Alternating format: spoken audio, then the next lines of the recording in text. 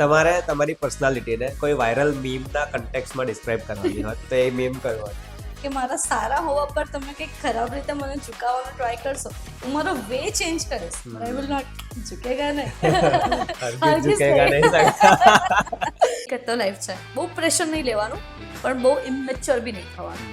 Neutral થઈને રહેવાનું કે જ્યાં તમને કામની ઇમ્પોર્ટન્સ બી ખબર હોય અને જ્યાં તમને લાઈફ જીવવાની બી ખબર હોય.